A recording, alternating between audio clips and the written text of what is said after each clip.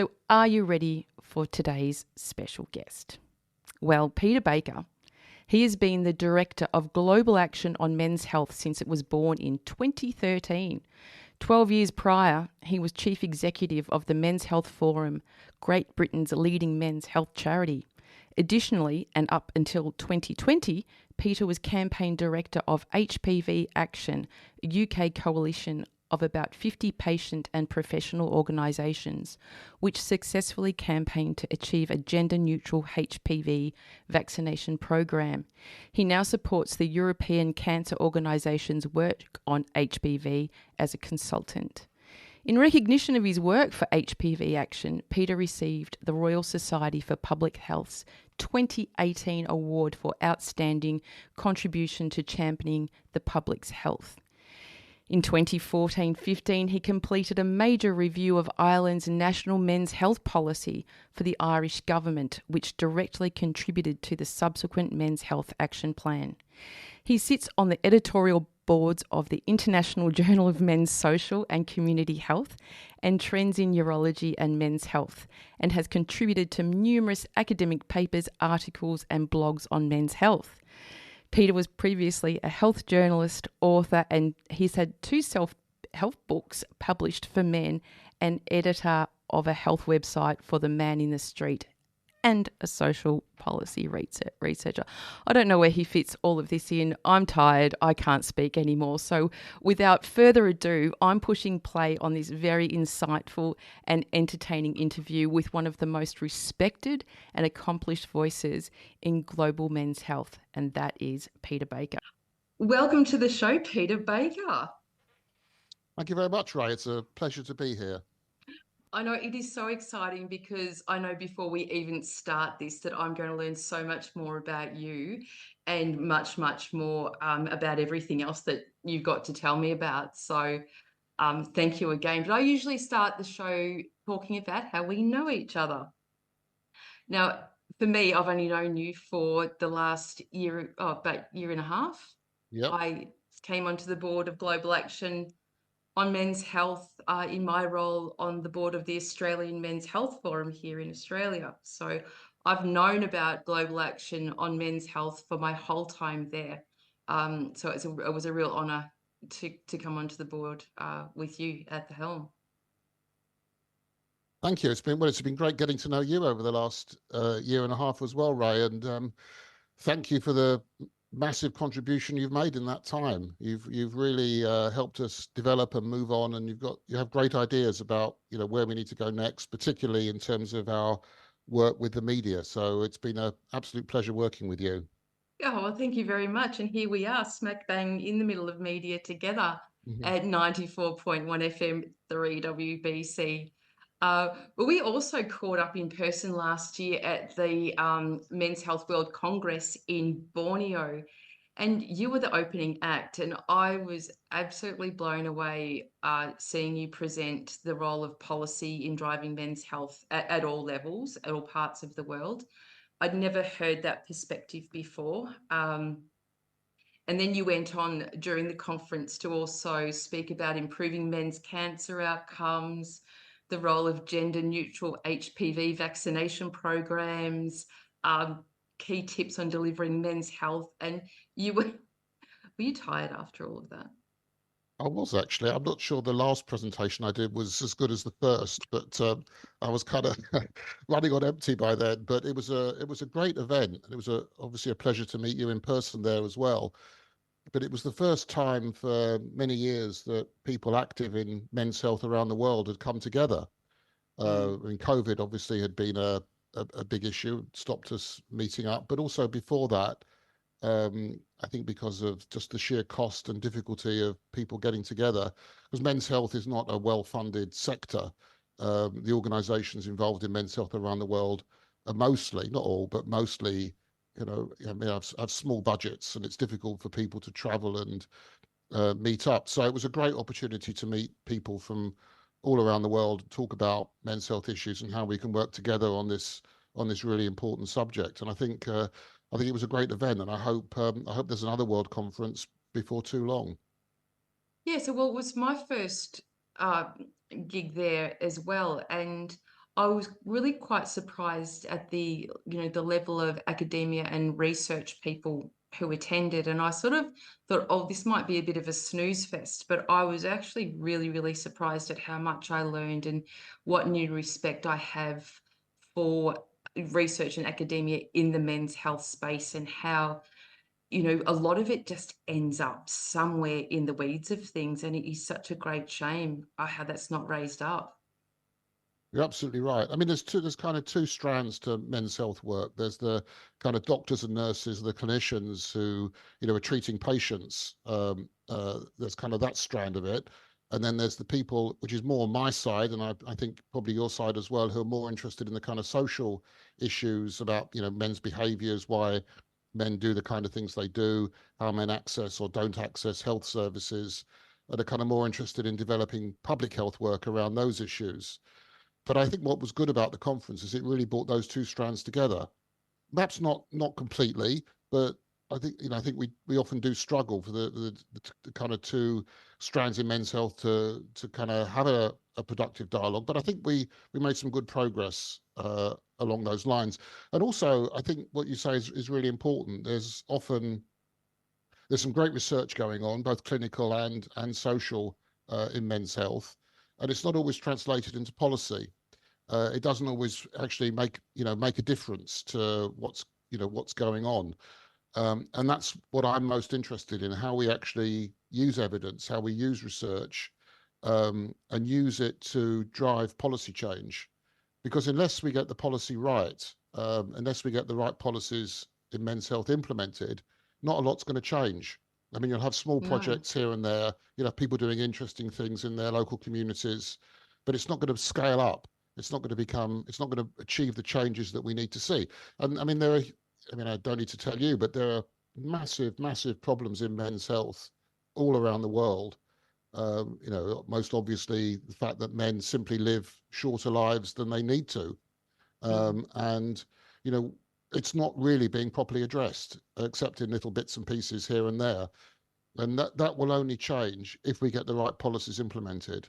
So we need to get the right policies. We need to get them implemented, and we've got to then, make the case for the funding and all the training and all the rest of it that needs to follow from that, to really make a difference. Mm. And I felt really impacted. When you stood on that stage, you were, as I said, the opening act for the conference. And when I say act, it was like that for me, in that I probably was, I've gone from an an awareness raising, action oriented place in the men's health space. And I guess policy was something that was always on the agenda here in Australia, but we kind of have a version of a policy here. And I Hmm. really didn't, until I joined Global Action on Men's Health, I wasn't really aware at the lack of policy around the world. And you talk about policy change, and I think, well, change what policies? Because they don't really exist. Well, I think it's about changing all policies, or maybe not changing, but having a different perspective on policy, because I think that it's not just about having a men's health policy. I mean, you've got one in Australia, and there are a few others around the world, but on their own, that's not enough. That has to be something that drives change at all levels. And I think that when we're thinking about we tend to think about health policy in terms of individual areas, individual health issues like cancer, heart disease, diabetes, obesity, whatever it is. And I think each of those policies needs to be um, developed to take account of gender, not just men, but women as well. Just as it needs to take account of racial and ethnic differences, of social class differences, all these other aspects of where people are disadvantaged. Mm. And I think that's the kind of lens we need to bring to policy. So from the men's health point of view, we need to make sure that all those policies take men's health into account. Because if they don't, they're not going to be as effective as they should be. They're not going to achieve the change that the politicians who implement the policies want to achieve. Mm. And obviously, from a men's point of view, men are going to remain in far poorer health than they need to be unless these Yeah. policies take account of them. Mm. And I've saved up a special part of this interview to really focus on the work of Global Action on Men's Health and the role that that they're playing in getting this stuff off the ground, because there are Mhm. quite a few significant initiatives that have come, to bear recently, and one in particular that we will talk about later in the show. But enough about you in the now. Let's wind back a little to sometime around 1990, when you were a journalist and writer with a special interest in men's issues and men's health. Um, that doesn't seem like a long time ago to me, but I guess when you count up the years, it means that you have spent a long time in this space. Will you tell us about that? Okay, well, so in terms of my journey, um, uh, you're quite right. Around 1990, I was working as a freelance journalist in the UK, writing about men's issues. And I got into men's issues because I'd had I'd spent time in a men's group in the 1980s, thinking about myself as a man, my own masculinity, and reflecting on that and what that meant. I'd also had some chronic health issues. I mean, not life threatening, but enough to affect the quality of my life. And I had to make some changes to my lifestyle. I had to use health services, much more than I had previously. So again, that gave me some insights into how, as a man, I kind of dealt with my own health and how I related or engaged with or didn't engage with health services. And I'd also, at the time, I had a relationship with a very committed feminist who encouraged me to, again, think about my masculinity and reflect on that and what that meant. And I was changing my career direction. I was very interested in writing and journalism, became a freelance journalist, and I decided that I would, and it happened initially by chance, really. I started to write about men's issues. I worked on a kind of voluntary basis for a freelance, not for a alternative men's magazine called Achilles Heel, which was published in the UK for several years. I don't think it's published anymore. But again, that brought me into contact with other people working on men's issues. And when I was thinking about where I wanted to focus my writing and journalism, I kind of I mean, not only I was thinking about my own experience with health and looking at where what was emerging, and kind of Men's Health magazine was emerging, and there were other men's magazines coming on stream with an interest in men's health, or some interest in men's health. And I thought there's an opportunity to write for those magazines about men's health. And I got I think it was 1995, I got the freelance position as health editor at Maxim magazine, which is a middle shelf men's magazine. Um, Not the kind of magazine I'd read these days, but but I felt it was a kind of a place where I could get a message across, a useful message across about men's health to a wider audience. And that brought me into contact with other people working on men's health issues in the UK. And obviously, I learned a lot, What kinds of about things men's were you health issues. What sorts of things were you writing Well, about it was back kind then? of part of it was kind of entertaining stuff to kind of sort of humorous stuff about men's health, but there was also important stuff as well about some. It was trying to make important men's health issues accessible to a wider audience, writing them about them in a kind of popular way. And I How do you think, see things have changed since then, in terms of that kind of literacy, or how, the language that was used back then? Has much changed well, a lot of, I don't know what politically? it's like in Australia, but a lot of those magazines don't exist anymore. I know Men's Health magazine still does, but a lot of the other Yes. magazines that were around at the time, I mean, in the UK, we had Maxim, trying to remember what they were, FHM, Loaded, uh, GQ. I think GQ may still be around, and Esquire. There was the 1990s, we had a kind of bit of an explosion in publishing around men's issues. A lot of Yeah. it was, pretty trivial. And a lot of it was very sexist and, Yeah, not the that kind of was thing that kind of my I would want leading to be, question, yeah. how acceptable would that kind of copy go over now? How would Well, that be? I think now the magazines like we had. I think it was Nuts and Zoo we had, which were perhaps the kind of most misogynistic end of the spectrum in terms of those kind of magazines, and Loaded was pretty bad as well. Yeah. I don't know if these names mean anything to an Australian audience, but you Yes. probably had your equivalents over there, and I wouldn't want to be associated with them at all now because of their misogyny Mm. and the way Did they. you see it through that lens at the time? Can you remember? Well, I was always a bit uncomfortable. Maxim wasn't the kind of the kind of worst end of it, but I was always uncomfortable about some of the way in which women were depicted in the magazine, and it's kind of a bit embarrassing, to be honest, for me now to kind of have my my kind of my work with that magazine highlighted. I probably Would you shouldn't like have me to mentioned it. delete this part of the No, interview? no, it's fine. But how I kind of squared it with my own conscience was that I was actually doing something useful in terms of the health messages that I was trying to get across to people, and if in a Mm. small way I could actually improve the quality of men's lives by improving their physical and mental health, I thought that was probably worth it. But if I had my time over again, I don't think I would. I probably wouldn't do it. And I'm pleased that's kind of Yeah. behind me. Well, let's do a contrast, shall we, and flip it right around and go from there to where you are now. Hmm. You know, you're very well known as an independent consultant on men's health. Testament to your many, many years of dedication and commitment to really ethically approaching the space.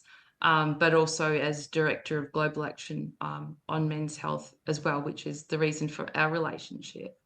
Um, how do there's a lot in between that there. In fact, there is so much. I don't know how you fit it all in. So I'm going to get you just to narrate that a little bit for me.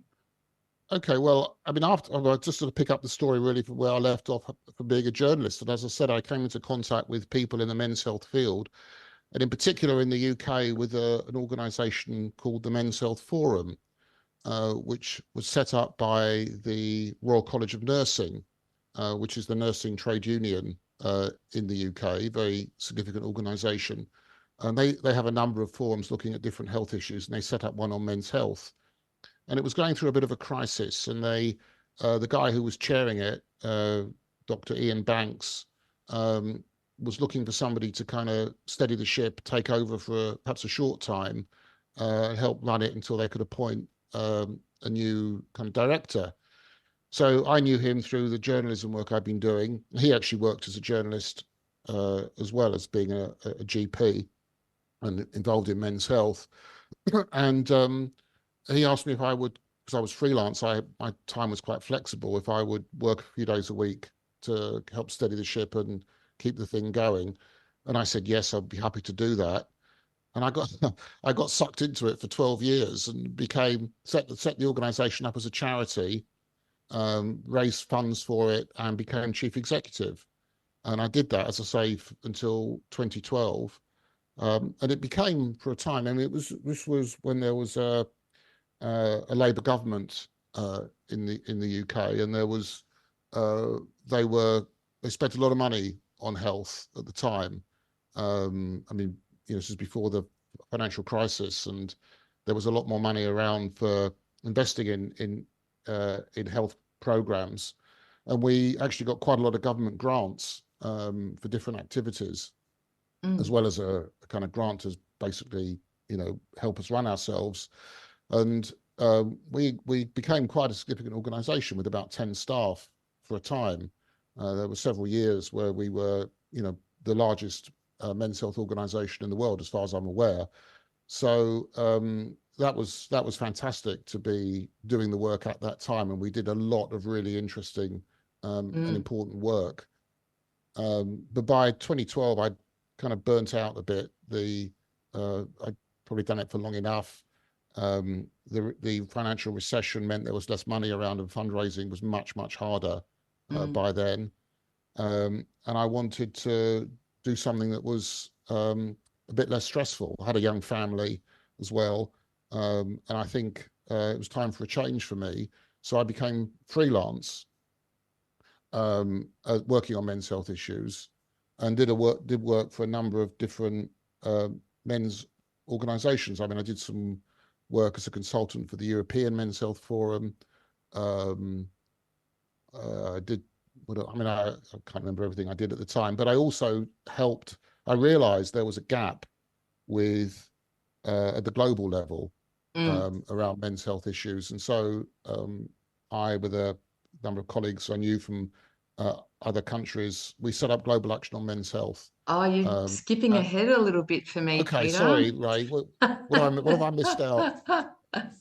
No, no, it's absolutely okay because it's not like nobody knows that's where you are at the moment. But I'd love in the next segment to talk about how, the commencement of global action on men's health. But I think going back to, Men's Health Forum, which is still in operation Mm-hmm. today, is, just another one of those things. It's testament to your commitment and ability to set up sustainable practice for men's health, which is leading, as in our discussion, closer to that global bit. But you've also been awarded along the way as well.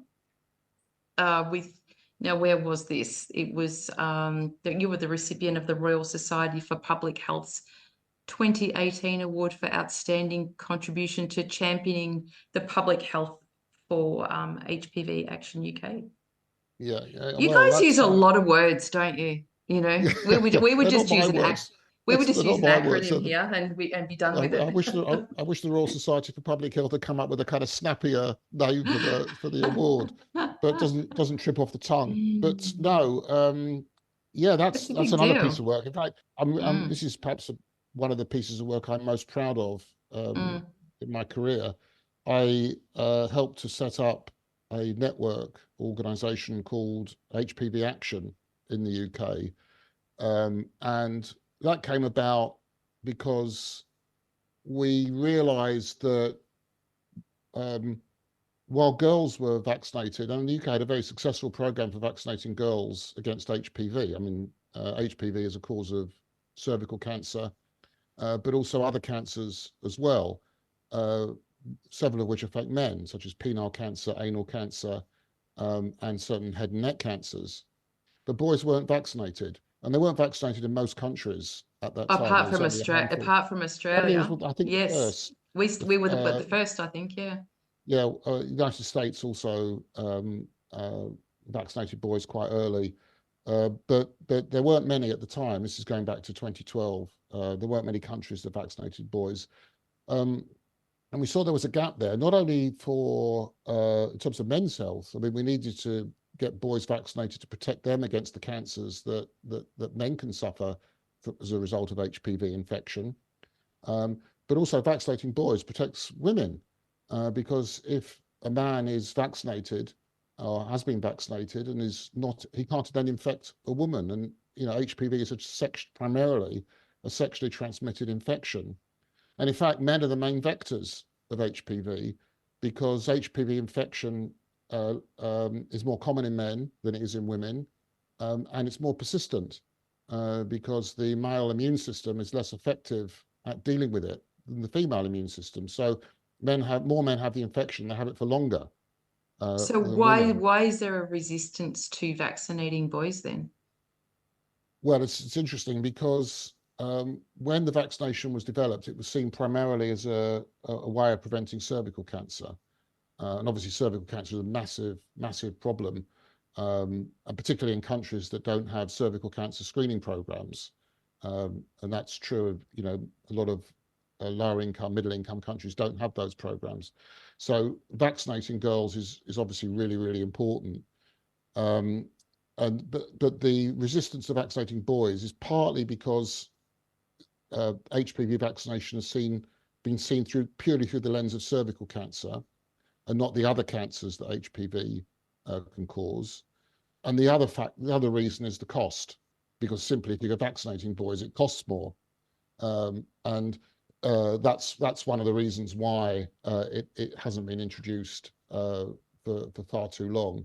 So I basically helped to set up this network, HPV Action in the UK, and we recruited about 50 other organisations from a range of active in a range of public health issues to come together to campaign for HPV vaccination for boys as well as girls. And it took us 5 years, but we got there in the end. And we were able to persuade the government that this was the way to go. And it was to be honest, there was a time when I thought we wouldn't do it. We wouldn't get it over the line. What was the main But we pushback did. on it, Peter? It was Just the financial. cost? Okay. It was financial in the Yep. UK. It wasn't deemed to be cost effective.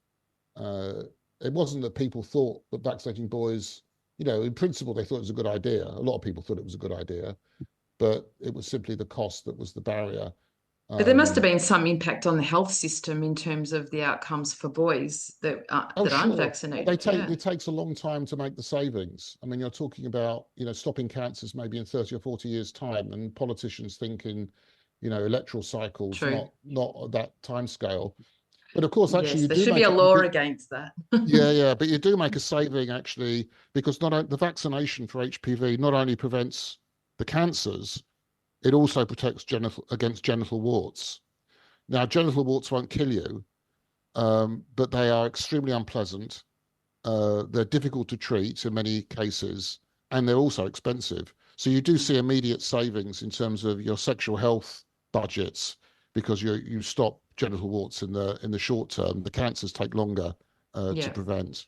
And I guess, they're largely unpalatable conversations to be having at the best of times. So sometimes it's better just to sweep that stuff under the carpet, which again, the reason for our discussion and the reason for us being is because so much of men's health is avoided for many, many different reasons. Yeah. But Peter, I think we could certainly speak about this for about 3 or 4 hours, but in the interests of time, I have to move ahead um, and go to our first break in the show where I prepare to play our very first special guest song request. Okay, so it's a little game I play to mainly amuse myself and have a bit of fun. So I provide you with a cryptic clue to help you announce your first song, and you have to work out which one from your selection, because you selected 4.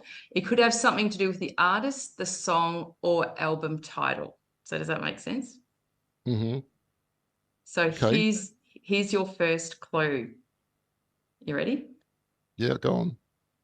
Fishing line and the sea.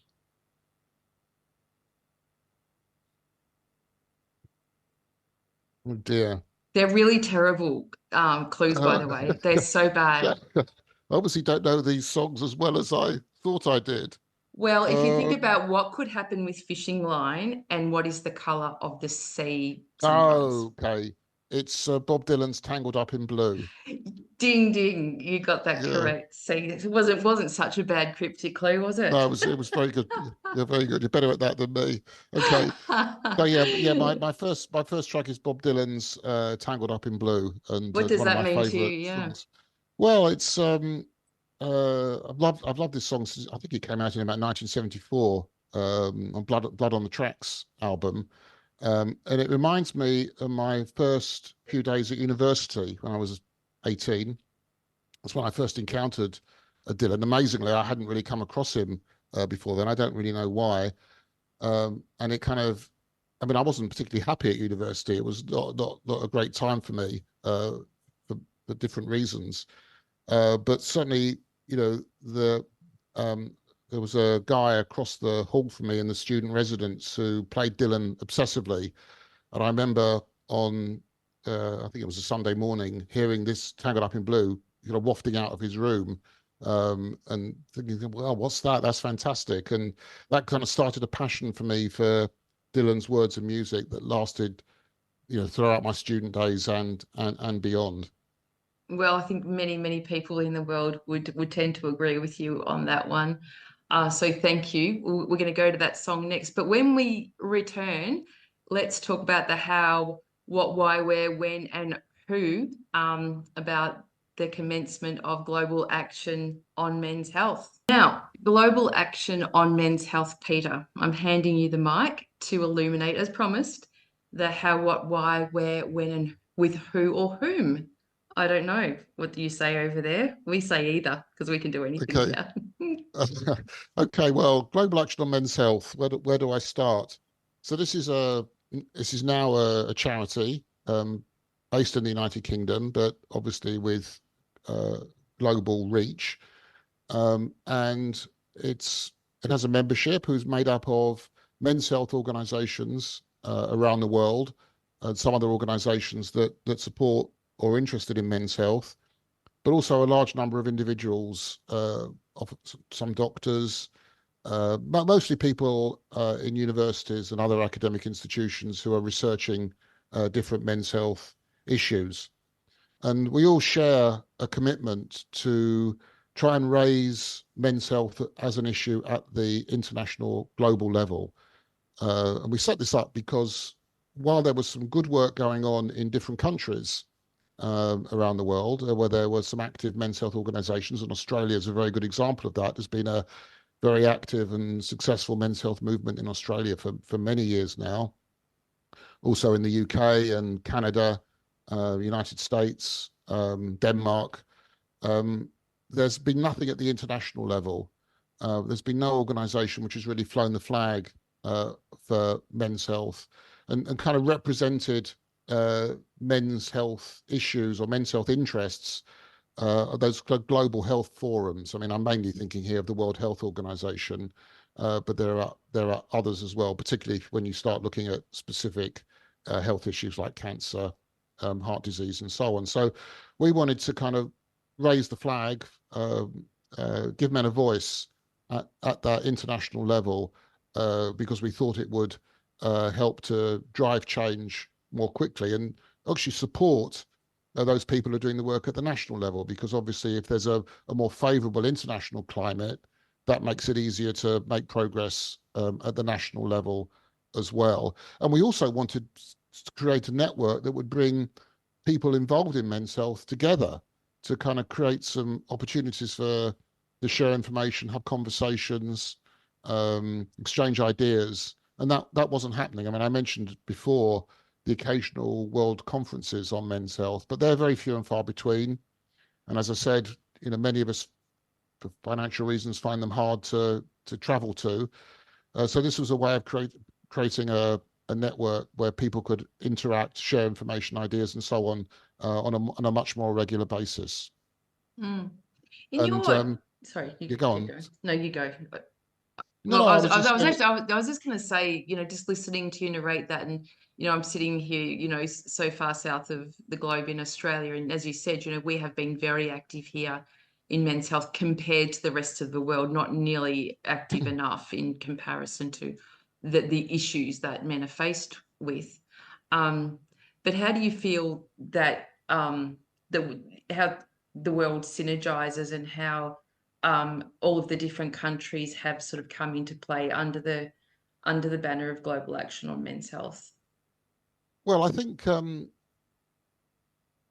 at the start we were dominated by English-speaking, high-income countries. That's where the men's health movement has really originally took off. So Australia, Ireland was another example, UK, United States, also Denmark. I mentioned Denmark and Germany, but these are all Mm. high-income countries. And the challenge for us, well, we set ourselves up as a global organization, but we weren't really global at all, because we were really representing just a small number of countries. And although there are obviously serious health problems in all those countries for men, they're not the countries where men's health is at its worst.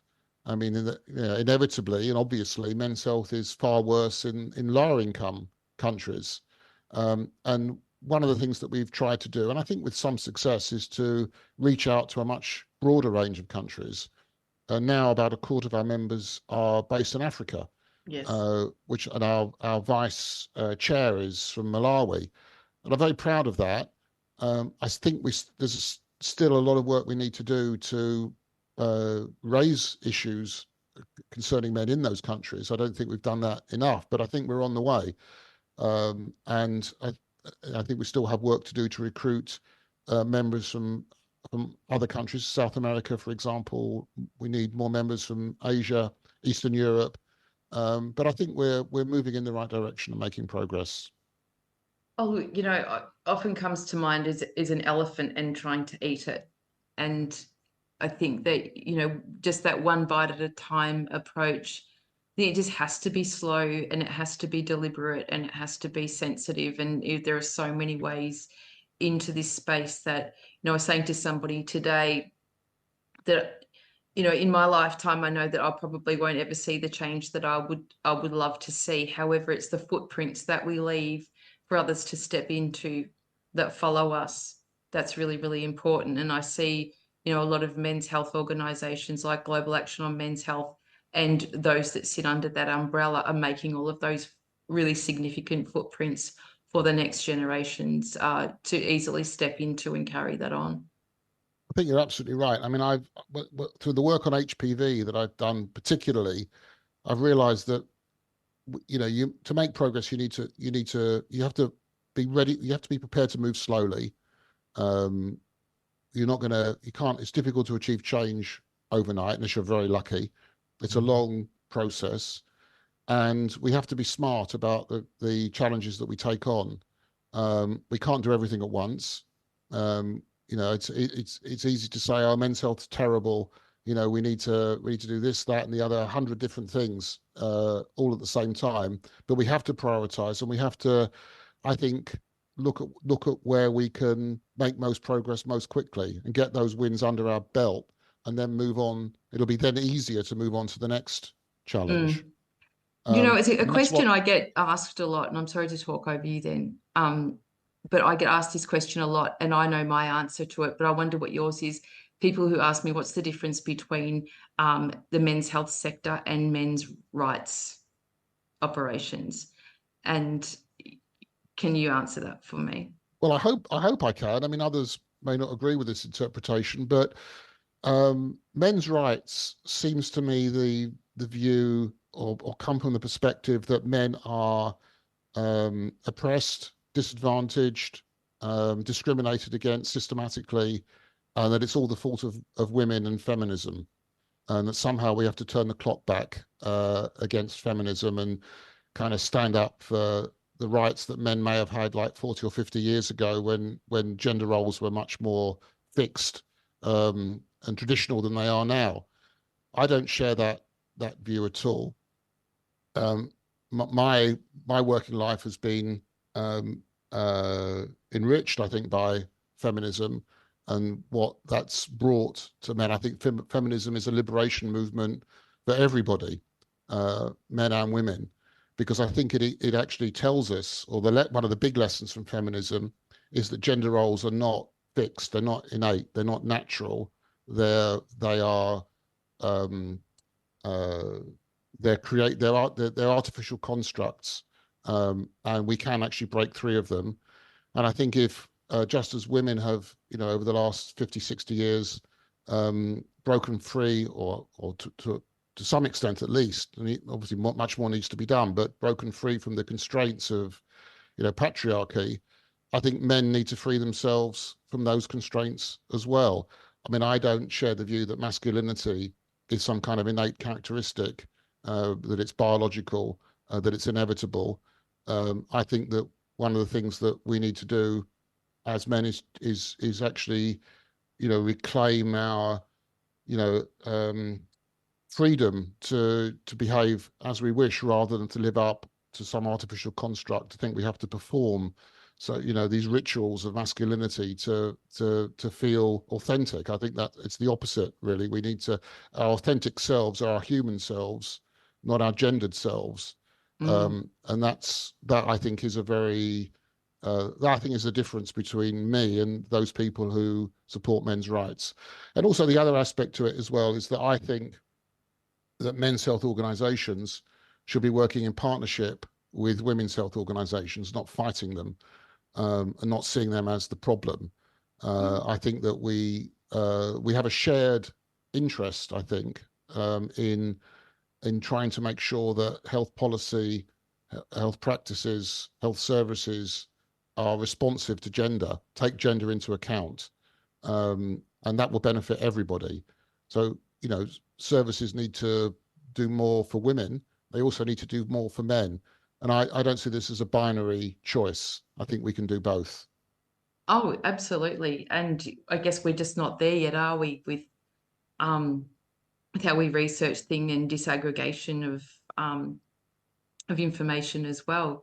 It's very difficult to be able to segregate without offending sometimes as well. And your point being that, women's health and men's health, that it is a gendered thing. However, it's so complementary, and I Mhm. can't see where there's that attitude yet, where the knitting and meshing together in a complementary way. I don't think that attitude is there yet.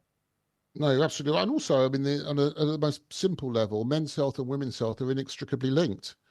If we have healthy men, that's good for women. If we have healthy women, that's good for men. Mm. And we see this link very clearly with an issue like HPV, human papillomavirus, which is a sexually transmitted infection. So it's so obvious that if we improve the health of one sex by vaccinating them, protecting them against HPV, we improve the health of their Mm. partners. Yeah, it's a really good Because example, actually. It's a great example of that coming together. yeah, Um, yeah, no, thank you for illustrating that, especially that, your view on the difference between men's rights activists and the men's health sector. And, personally, I'm sitting here as a result of the feminist movement. mhm. I'm allowed to operate in the world freely, as my own agent because of that, and I'm eternally grateful for that. So, um, Yeah. I mean, I think the other thing, Ray, is that I think it's important for those of us who are kind of involved in men's organisations to acknowledge, where men have power and privilege, and not to try and deny that. And no, but also asking the question why that is too. I think we forget about the why. We just look at the what, yeah, and we don't try to understand how that came about, and if that is in fact a privilege for men to have power, hmm and if men feel actually comfortable in that space too. yeah. I mean, I think also it's pretty clear that we talk about men having power and privilege, and it's clear that most of the big institutions that run our lives, the governments, politicians, the judiciary, the media. Most of these are run by men. I mean, not all, but most of these organisations and institutions are run by men. But not all men have that power and privilege. I mean, there are you Mm. know that's a relatively small group of men. But there's a Many, lot of reasons why men are in those positions as yeah. well. And that's not necessarily because they want to be in there.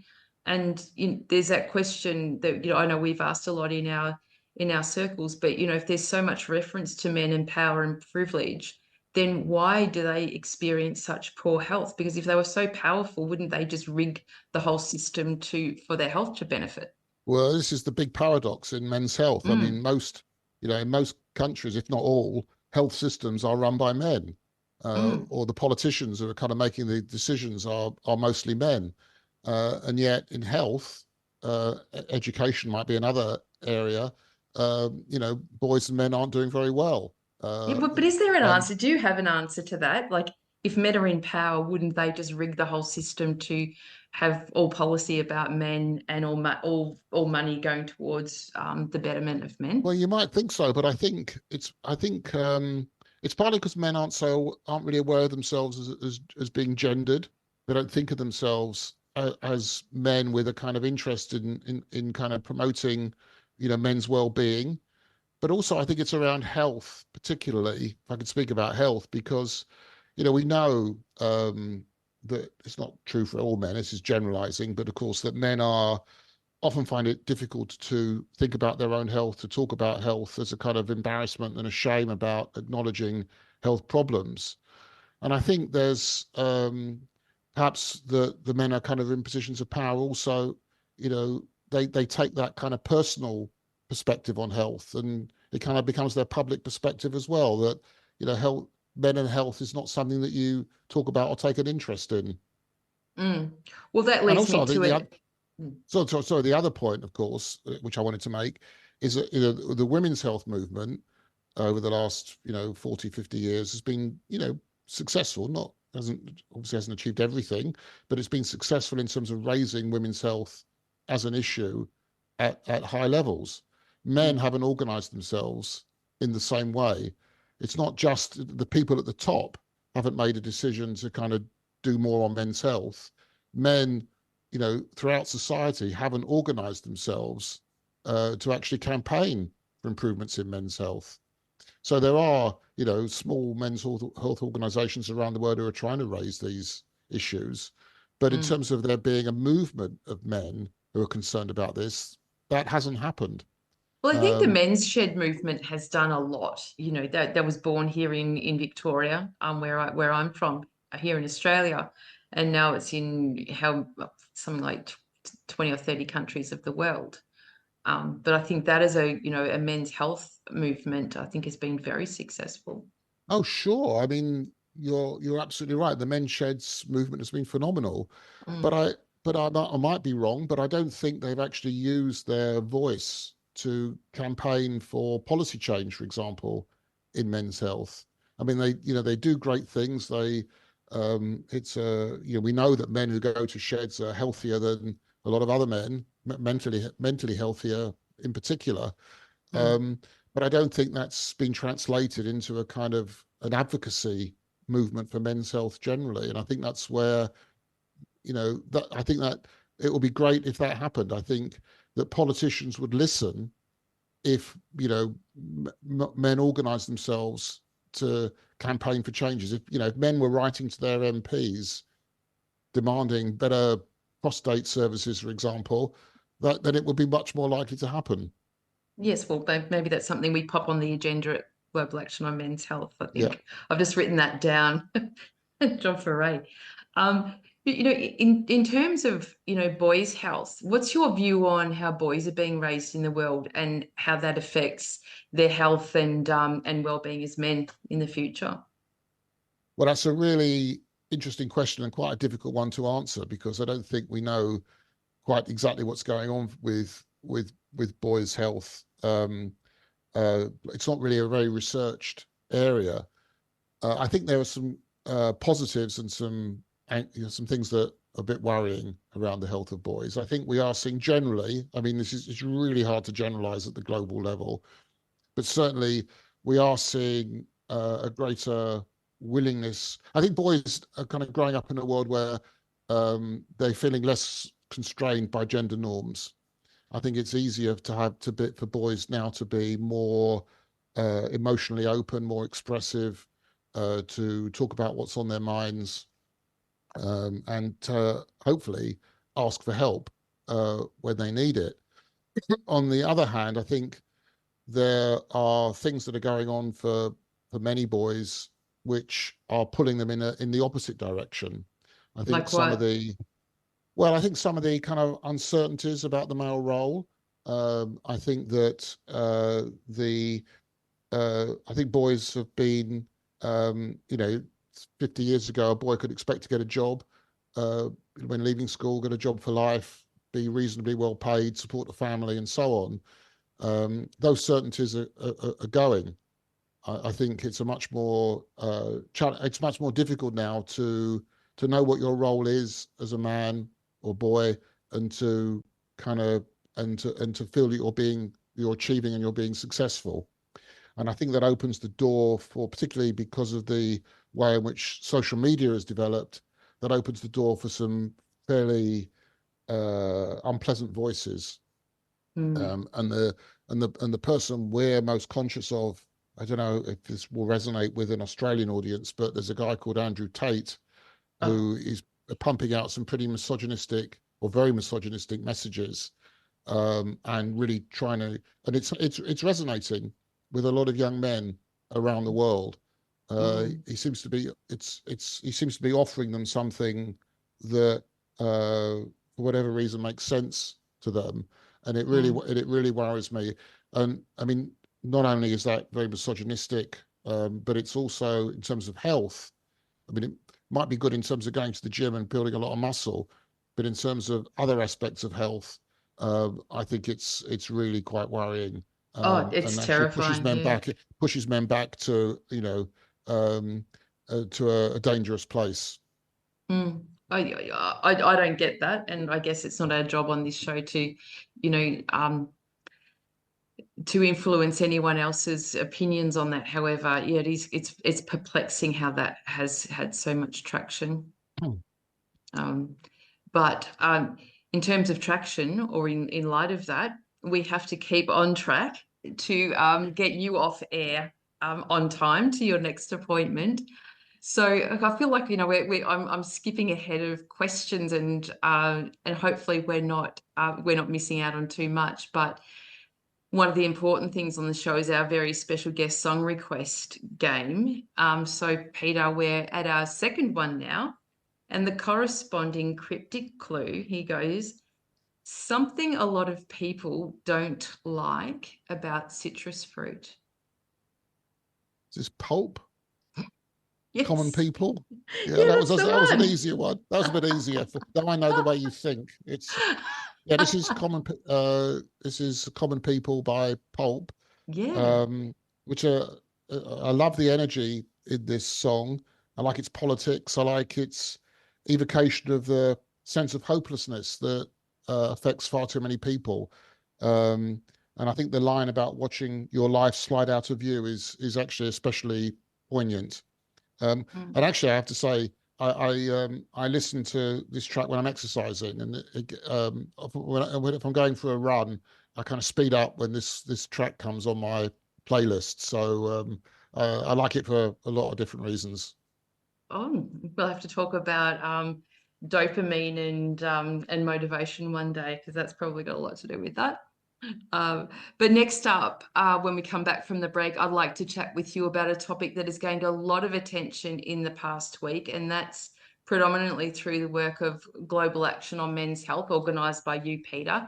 And that's the absence of global men's health policy, particularly focusing in the mental health space. And it really, really came, prominent here in Australia over the weekend. So don't go away. We will be right back after the break. Peter, the reason I really wanted to focus on the lack of address to men's mental health policy is that somebody actually asked me this yesterday. They said, what does a good men's health policy look like? And my brain kind of exploded into a million tiny pieces, because it just said, where the hell do I even start? And we alluded to this kind of earlier in the show, because there is just so much involved in what that could look like.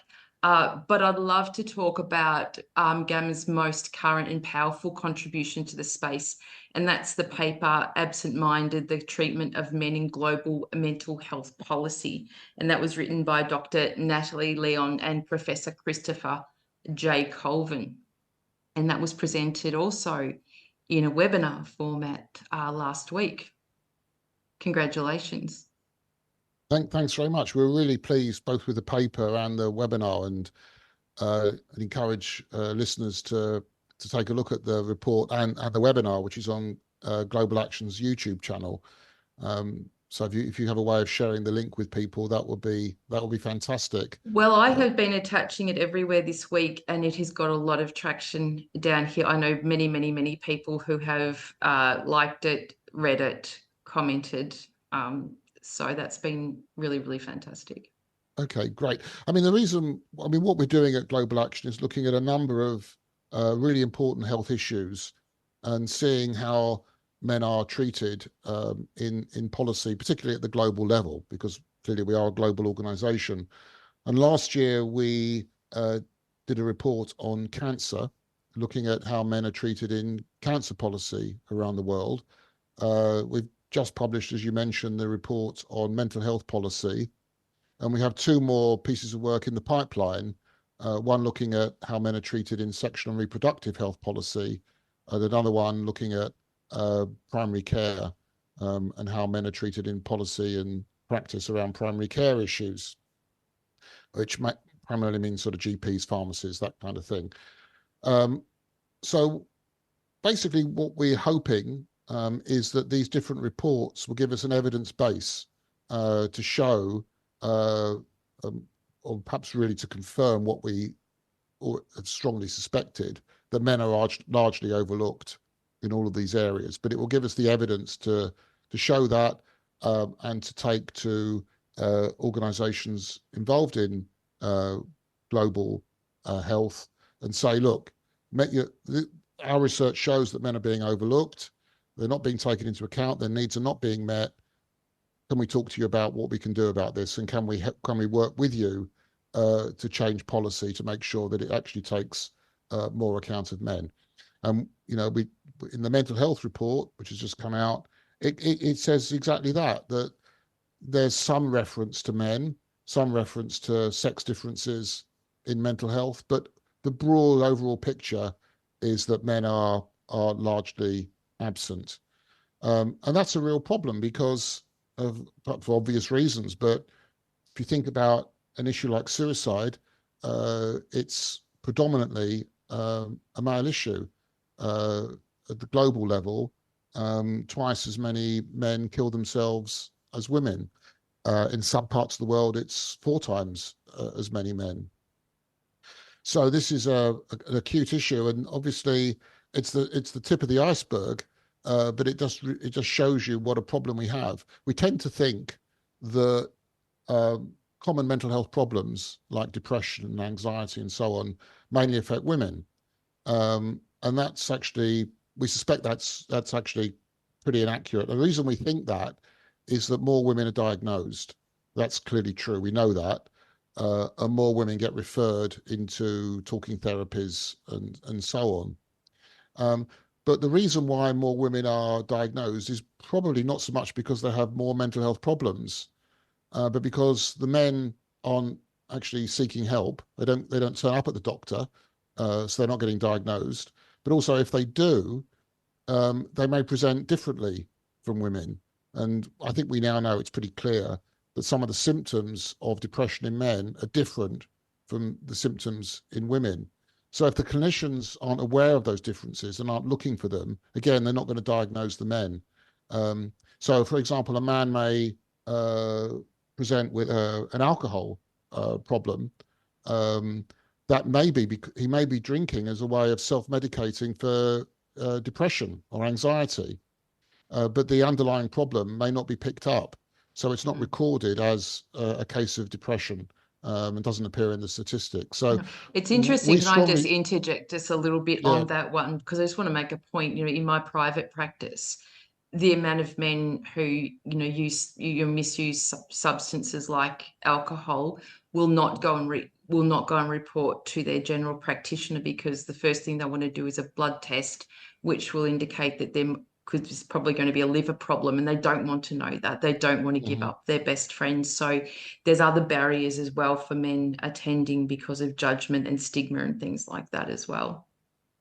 I mean, there's a whole range of issues. I mean, stigma is a big one. A lot of men, particularly older men, I think, not so much the younger generation, but I think a lot of middle-aged and older men still very ashamed of having a mental health problem.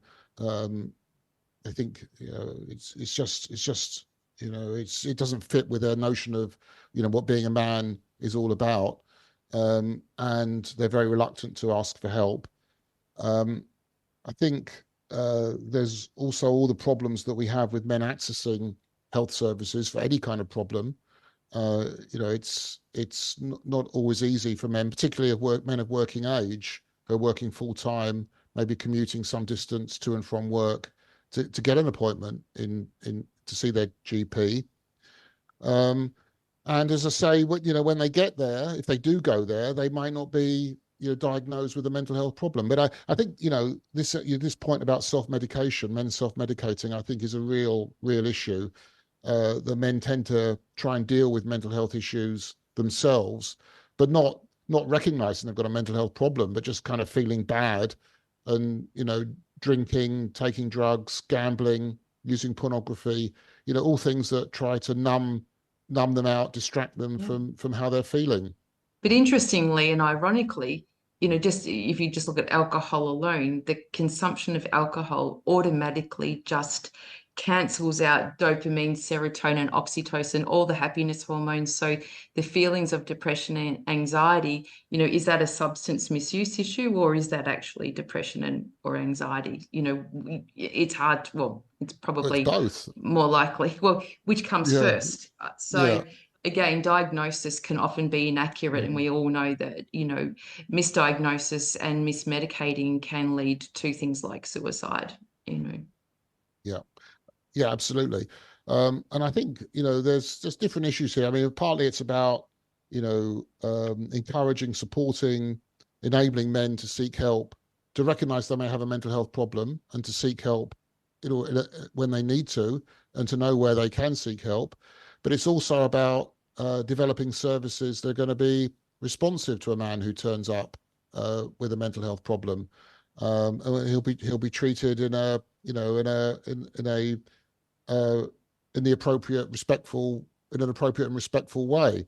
And I think there's a big gap in terms of how clinicians are trained to deal with men's mental health problems. I mean, other men's problems as well, but we're talking about mental health here. yeah. And I think there's a real need for, uh, for pre-qualification training for clinicians Mm. and people working in mental health specifically, psychotherapists, counselors, to understand what's different about men and what are men's specific needs and how best to work with men who who, Yeah. who need support and help around mental health. Yeah, well, I know at the Australian Men's Health Forum here, if we had more money, definitely would be a priority to influence at that public health network level around, specifics around not transacting men's health rather than, being on a life cycle with that, because I Mhm. think that approach is so absent, dare I say that word again, but just over the weekend we saw a horrific happening here in Sydney, Australia, that resulted in, multiple deaths of innocent people. And the person involved, evidently lived with schizophrenia and was not medicated at the time. Mhm. And the overwhelming tidal wave of grief was sort of about, his men and violence. That's the issue. And please don't coin this as a mental health problem, even though mental health was, one of the main factors of this tragedy. And it really, really made me think of the importance of the paper, around, Mhm. the need for mental health policy. Is that if we had policy specifically around men who live with mental illness as opposed to mental health challenge, and what medication looks like, and what does, sustainable care look like for men who are risk, um, in our society, because that is, perhaps a man who lives with schizophrenia and is not medicated is a risk to Mhm. society. So why would we Mhm. not be doing something about that? We have plenty of women's health policy around things like postnatal depression that can actually lead to matricide or suicide. We know those things. We know that there are risk factors, attached to postnatal depression, but we do something about that because it's palatable, and it's just inspiring in some ways that we can actually make sense of this. But on the other hand, to deal with the as I said, the tidal wave of grief and anger and frustration, that this just ends up with men and violence every single time. It's not changing anything. You're absolutely right. And I think that if we paid more attention to men's mental health, we would actually make an impact on levels of male violence. I mean, male violence is a problem in society. Clearly, we can't deny it. But we would probably have less male violence if we actually had a more sympathetic approach towards men's mental health issues and actually gave them the kind of support and care that men need. I mean, it wouldn't deal with the problem completely, of course it wouldn't, but we'd have far less. We'd have more men, being treated effectively, staying in treatment, taking their medication, and men often deal with mental health problems. They kind of they either turn the violence in on themselves and kill themselves, or they turn the violence outwards and hurt other people. And I think if we had a more sympathetic and responsive mental health system, we would probably tackle a lot of that. And also, if we were able to reduce men's levels of alcohol consumption, Yes. that would also make a big impact on, antisocial behavior and male violence. But if you weren't even feeling sympathetic about it, just take responsibility, because if it's an issue, the response needs to be responsible, because we don't want people hurt and we want people Hmm. to be safe. And if that's the core, one of the core issues is mental health, well, mental illness that's not medicated, that's not a simple fix, but it's certainly a place to start. Yeah. um it's interesting to move away from such a grave topic, um but after I listened to the webinar that was supporting the paper on global mental health policy, I was watching one of the people that commented or summarized the paper, which was Dr. Wisdom Powell. I did not know who this person was before I watched the webinar, and when you emailed me in the night, you said to me, I think you will like this person. You didn't know that I'd already watched the webinar. And she was so on my radar. This woman provided such an amazing summary. She's absolutely stunning in her ability to influence public and scientific conversations around masculinities, male health, and especially racial equity.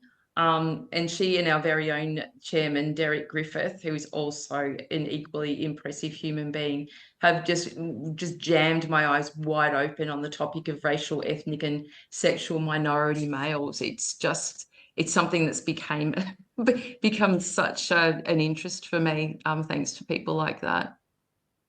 I mean, I hadn't come across Wisdom Power before either, and like you, I was blown Oh, away by her eloquence and the way mm, she, was able to talk about, men's health issues at such a such a powerful and effective way. I think she's somebody I want to get to know and hopefully work with a lot more closely.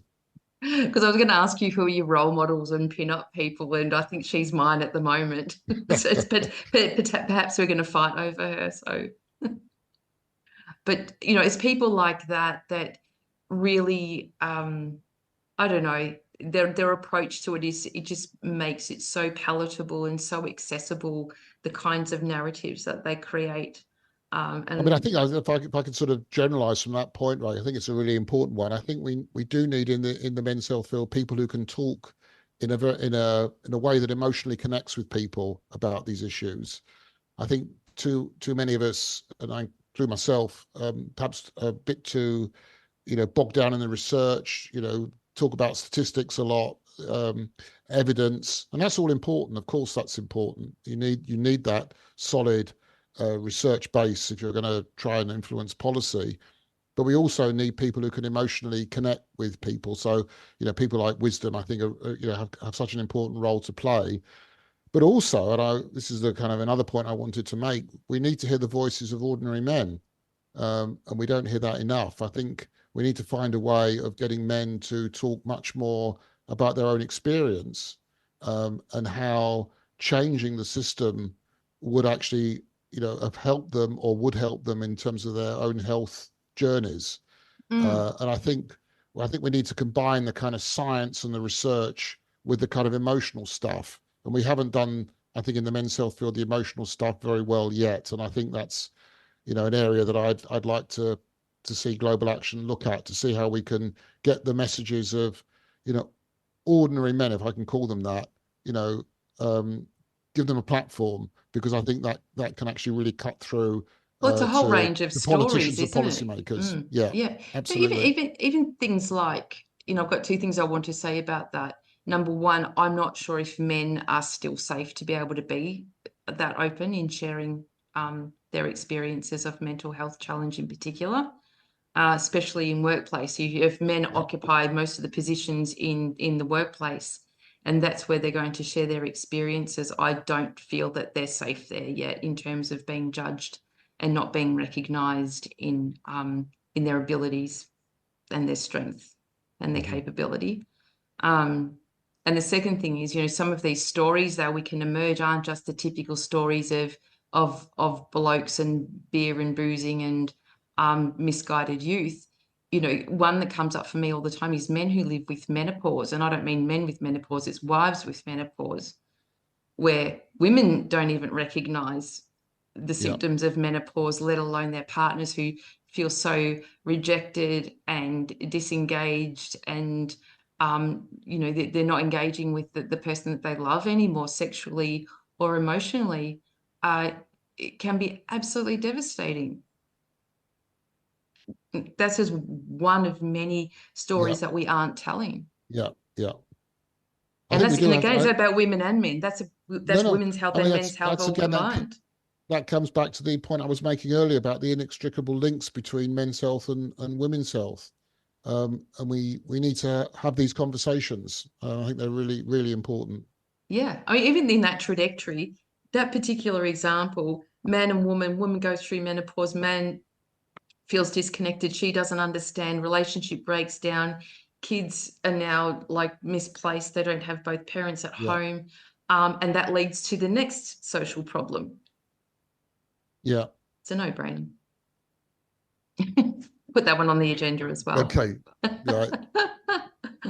But we touched briefly before on countries that do have policy like Australia, Brazil, Iran, and Ireland. Four very unlikely places, I imagine. But I know here in Australia, our men's health strategy is it's a very well thought out document. However, it doesn't have any funding attached to it, so it's very, very difficult to bring any of it to life. Really, it's just a nice document that sits somewhere on the internet. And I think, just recently it's getting a little bit more visibility because people are pulling certain parts of it out and making it more visible. But do you have experience? I mean, you're probably more closely aligned with Ireland, because I know that you wrote a summary on that particular Yeah. policy, didn't you? Yeah. I was asked by the Irish Department of Health to do an independent review of their first policy, which was published in 2009, and also the subsequent action plan. They asked me to review that. So I've had two separate looks in some detail at what's been going on in Ireland. And it's a fantastic initiative. I mean, the men's health, people involved in men's health in Ireland did a fantastic job to get this policy. It was the first policy in the world, men's health policy. And it's a great, very important piece of work. I think they've struggled with it, as you have in Australia, with the implementation of the policy. And I think at the beginning they were overambitious and they tried to do too much. I think there was something like 118 action points, and they had no funding as well. So they were trying to. They had no sense, no priority. There was no prioritization. It was like, let's do 118 things in 5 years. It was always going to be a challenge, to say the least. And one of the things that I recommended was that in the kind of action plan, the second action plan, that they actually, and the first action plan, that they actually be much more focused, much more smart about what they were going to try and do. Not try and do everything at once, but focus on a few things and do them properly. I think the other issue is about implementation in terms of the high level support for policies. I don't think policies are great, but on their own, they don't achieve anything. There has to be funding. That's one important thing. But the other thing is having high level commitment within government to make them work. And if they're not supported by people at a senior level in the civil service, or particularly by ministers, government ministers, they're not going to get very far. They have to be driven. There has to be a commitment to see it through. And I think that's what's been lacking in Ireland. And when I looked at the first action plan, and came up with some recommendations for the second action plan. It's getting a bit complicated, but I put a lot of emphasis on how they could improve the governance and get that, hopefully get that senior level buy-in, to make it much more likely that the policy will be driven through and properly Mm. implemented. I think it's a really good illustration you make about policy. As you said, the amount of work and blood, sweat, and tears that go into policy writing that then just sits on a dusty shelf with no one to Yeah. drive it and make it sustainable. Do you ever feel sometimes with your own work and how much you put into creating these things that you're frustrated that it can't get into the light of day? Of course, that's the. I mean, you may be lucky when you produce a report, it gets in the newspapers for a couple of days, and then it's forgotten. Mm, People move on to the next report that's come out from another organisation, and I think and I said this before, we have to take the long view. That if we think we're going to produce a report that everything's going to change overnight, that's unrealistic. yes. It takes a long time, and you have to see the report coming out as the start of a process, and you build support around it. You talk to other organisations, you build alliances, you get people on board, you start doing advocacy work, you talk to politicians, policymakers, and you inch forward. And I think for most of us, I mean, that's the way we make progress. And it is a long haul, and it's easy to get discouraged. But Mm, I think one of the things that we do have, there may not be many of us involved in men's health around the world, and there may not be much money, to support the work that we do. But what we don't like is passion. I think one of the interesting things about people in this field is that we're all kind of quite driven for whatever mm, reason. We're all driven mm. to to put in the extra mile and to keep going. Well, there's nothing Um, else in it, is there? There's absolutely mm, nothing else in it. But but I always feel so grateful to have that fire in my belly and that ignition point where it's more of a feeling and a philosophy than it feels like a have to action mhm. piece. So, that's because there are so many. I have sons. I have men in my life, and as we've illustrated so many times tonight that the absence of men's health affects women's health and children. It affects everybody. So um, we're getting close to you having to go. I'm Yeah. mindful of your time because we're up to our third very special guest song request. Okay. And then after that, I just wanted to finish off talking about some of the ways the world recognizes and raise awareness of men's health around the world. We've got Men's Health Week coming up. Yeah. We've got Movember injecting $100 million into the sector, which we haven't spoken about yet. Hmm. But the role that global action plays in these places, because it is really quite significant, and then importantly, how people can join in and carry these conversations really effortlessly through the work that everyone's doing. So here we go. Here's your clue. A man who never married, yet was a great romantic. Beethoven. Correct. Beethoven. Yeah, my Is choice. it is that because we're getting closer to the end? Did you know that? Did you know that about him? I didn't know he was never married.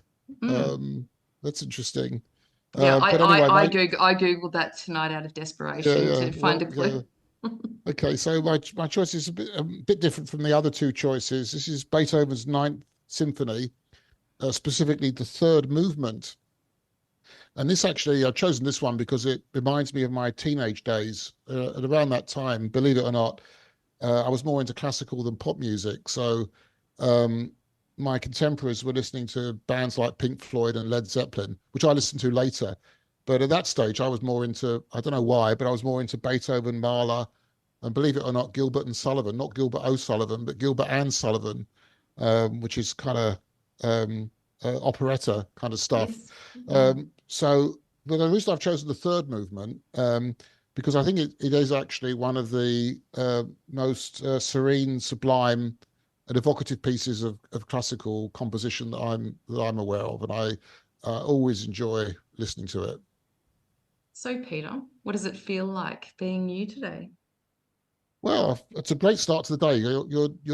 It's the start of my working day when you're doing this interview. So, because I'm in the UK and obviously in a different time zone, very different time zone from Australia, but it's a great way to start the day. So today's been good, and the weather is is also helping because we've had so much rain here over the last few weeks and months, and today is a bright, sunny, and slightly warmer day. So I'm feeling positive as I start my working day, Great. Well, and I hope you've really helped. good, good. Well, I hope that it's inspired some conversations, for you today and just reinforced the amazing work that you do. Because I think it's those conversations that we have with other people, whether they're on trains, planes, in the street. If you can tell one person something they didn't know about men's health, then that's your job done in the Yeah. day. Um, so Men's Health Week coming up in June. And of course, we have International Men's Day as well, which falls very short of awareness raising for men, really, but it's all we've got at the moment. Hmm. Men's Health Week, around the world, it started here, it's pretty much, I supposedly governed here in Australia, out of New South Wales. But um, this year, how are you feeling that this year has grown over other years? In terms of Men's Health Week, you mean, or Yeah. generally? Um, well, Men's Health Week, I think took a bit of a knock inevitably in the COVID, when COVID was at its worst. But I think we're bouncing back now, and I'm seeing a range of activity uh, being planned for Men's Health Week in June. So I'm optimistic. I'm always optimistic. I think it's an opportunity for those of us who are involved in men's health to kind of showcase what we do and get a message across to a wider audience. Mm, Also, this year we're we're going to see a major initiative from Movember, which I think will be very interesting. Movember is launching, particularly with a particular focus on the UK and Australia, uh, major policy initiatives around men's health, which I think, given the resources that Movember has, I mean, it's in a different place from most other men's health organizations. I mean, they've been hugely successful in their fundraising over the years. So I think they're set to make quite a big impact with their policy launch. And it'll be interesting to see how that plays out. And Global Action on Men's Health is working closely with Movember on this. So we're supporting what they're doing mm, and working with them. So I think we're going to see an interesting Men's Health Week. One of the things mm, that Global Action is going to do, which will be a kind of smaller contribution, but we're publishing a uh, charter for action on men and cancer, kind of building on the research we did last year on cancer, outlining the key steps that need to be taken at the national and international level to improve men's cancer outcomes. mm, And we've identified, we'll probably I mean, we're finalising the charter at the moment, and there'll probably be around 10 key initiatives that we think need to be taken, ranging from prevention to um, research, data collection, uh, care and treatment. So, dealing with a wide range of cancer issues for men. So that's mm, where we'll be focusing our own work. But as I said, supporting Movember and all our members around the world who are doing great mm. things in Men's Health Week.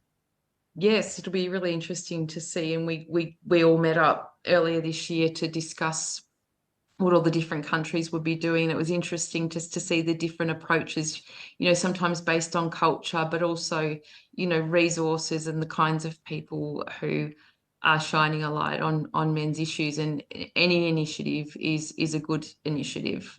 Yeah, I mean, we actually had in the past have toyed with the idea of trying to get everybody in the around the world to do the same thing, to focus on the same issue, whether that's cancer or diabetes, whatever it Yes. is, mental health. And that doesn't work. What's better is if people do what makes most sense to them in their own countries, and what the priorities are in different countries, and Yeah. we try and support all of that. I mean I take a practical view that wherever we can make progress on whatever issue, it all contributes, it all helps. and Yeah. we don't all have to be saying the same thing at the same time to make an impact. No, no, but we can rely on each other's IP. It's, it's a collaborative space, not a Sure. competitive one. Yeah. And Yeah. sometimes we can see in the not-for-profit or charity space, things can become competitive around funding and grant opportunities and things like that. But this is one of those segments or sectors that cannot afford to be competitive. Hmm. And we have to collaborate. And I think that through your work as well, and I've seen this in many of the settings that I've attended through webinars and online meetings with the world, is just how supportive and encouraging everybody is of each other. And I love that, I love that about working with men at the grassroots level. I love their approach to their own health because, vulnerability in men is, when you find a safe space for it, it is incredibly Hmm. beautiful. Yeah. Yeah. And I think, you see that through the work, with the men that are working here as well in the sector, just that little bit of vulnerability and humility, I think that really shines. Hmm. Um, so in wrapping up, Peter, Yeah.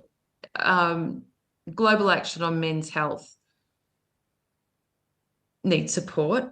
So we're not shy about asking for support from anybody at all. Given that this interview is going to go all over the world to all countries of the world, people who are listening in, how can they contribute, join, help? What is the best way to do that? Okay. Well, I'd be grateful if anybody who's interested in any of the issues we've been talking about went to our website, which is www.gamh.org, and had a look to find out more. Also, anybody who's involved in men's health in any way is very welcome to join. And there's information about how to become a member on the website. And also, if somebody would simply like to make a donation, however large or small, we'd be very, very grateful. And there's information about how to make a donation, which you can do by a credit or debit card or PayPal via the website. So every little helps, and we'd be grateful if anybody decided to do that. But I guess most of all, what would make a what's most important is that people have conversations about men's health with each other, and that men support each other around men's health issues and talk to each other about what's on their minds. I think ultimately that's what will make the biggest change, if we make conversations about men's health normal, part Mm. of everyday life, and don't see it as some kind of slightly odd fringe activity, but part of mainstream everyday life for everybody. That men's health is just something that we all think about and do, and it's just part of how we live our lives. Yes. And I think being curious about men's health rather than judgmental or buying into everything that you see in the media, that is not the only source of information on men's health, and global action on men's health is a great resource. When you hop on the website, you can have access to all of those papers that Peter has talked about this evening, which are a really, really good lens to look through and very, educational in the way that we adapt and adjust our vision on things, but also the fact that Peter has spent many hours and, months of his life creating these resources for everybody as well. So, Peter, you're a man, used to be a boy. What advice would you give to your 15-year-old self with regard to navigating being a man in the world today? Oh gosh, that's a difficult one. Well, I think this maybe harks back to something that I said earlier in our discussion, that it's important that we try. It's very difficult, but we try to be our authentic selves as best we can, and we don't try and uh, live our lives in a way that other people think we should and determine for us. So, what I would encourage myself as a younger man, or my sons, I've got two sons, is to think about what's important to you. What are your values? what matters to you, and to not try and live up to some kind of, not to kind of perform in the way that you think a man should perform in the ways that other people might expect you to. I know that's hard because peer pressure isn't enormous. We're bombarded by messages in the media and elsewhere about how men should be.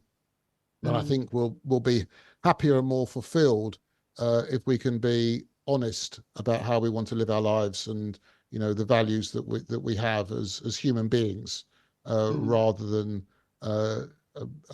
following a script that somebody else has decided for us. Well, that's a really powerful way to wrap up, and inspirational for any boys that are listening, because I know there are boys who do listen into the show. Uh, so for our final special guest song request, Peter, it should be pretty easy, but I'll give you the clue anyway, just for fun. Another way to describe your position at Global Action on Men's Health. Now, this could Okay, well, be the this is the only artist. one of my four songs that's left, so I know which one it is. It's "Dancing in the Dark" by Bruce Springsteen, and I've chosen Otherwise this known one. as the boss. The Boss, yeah, exactly. So I've chosen this one. This song, and a lot of Bruce's work was very important to me. This is going back about over 30 years now. But when I separated from my first wife, I was at a very dark place for quite a long time. And I found Bruce sort of captured my mood, uh, which often quite despairing, but also gave me hope that things would get better, which they did. And I'm now 31 years into another relationship, which I'm very very very happy with, and I've got three children. From this new relationship, but not new anymore. So I'm 31 in years is hardly the new. 31 years is already new, is it? So I'm in a much happier place, and Bruce was one of the people who helped me kind of get from a dark place to a much happier place. Wow, the power of strangers, it's incredible, isn't it? Mm. Peter, thank you for making time to be on the show, and most importantly, the work you do so selflessly in the world to make it so much better for everybody. I really You're very appreciate kind, Ray. that. Thank you. And thanks very much for inviting me on your show. I've really, really enjoyed it. It's a pleasure. Thank you.